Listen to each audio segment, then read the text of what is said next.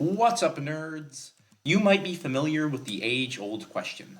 What's heavier, a kilogram of steel or a kilogram of feathers? And after you think about it, you might say, well, that's easy. They both weigh a kilogram, so they must weigh the same. However, what if I told you you were incorrect? In this video, I'm going to outline 3 reasons why a kilogram of steel actually weighs more than a kilogram of feathers. But first, let's look at the question itself. Those who have taken any sort of physics class may already realize the issue with this question, that being the fact that mass and weight are 2 different things.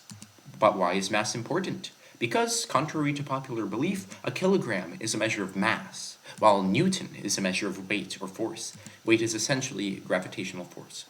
So, now that we know that it is possible for the weight to be different while the mass is the same, why is the weight different?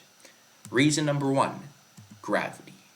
Gravity is a somewhat misunderstood concept. Every particle in the universe has its own gravitational field, but it can normally just be calculated from the center of mass of each object to get a rough approximation, which is good enough for planetary calculations or even basic physics principles. However, gravity does not influence all points equally. The effect wears off over a distance. Therefore, if we have 2 equal spheres of feathers and steel, of course the feather sphere is going to have to be bigger due to its lesser density, so the center of mass of the sphere of feathers is higher than that of the sphere of steel. So it will experience less gravity because it's higher up. How much less? About 0.000001 newtons. But making them both spheres is cheating, you might say. To make it fair, let's pile the feathers so that their center of mass is the same as the steel. However, steel is still heavier. Why? Well, reason number 2, buoyancy.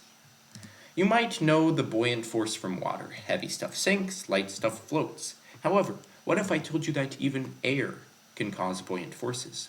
The force of buoyancy is dependent on the volume of the object, air pressure, and gravitational acceleration, which is about 9.8 meters per second squared. Air pressure for the 2 objects is the same, so is gravitational acceleration. However, as I said before, the feathers have to take up a larger volume because they are less dense. Therefore, the buoyant force they experience is greater, subtracting from the gravitational force, so their weight will be less by about 4 newtons. Okay, but Look at the size of this, that's cheating. You might insist. And I agree. So what if we compress the feathers to be the same size as the steel? That fixes the gravity problem and the buoyancy problem, but there is still the 3rd reason, magnetism.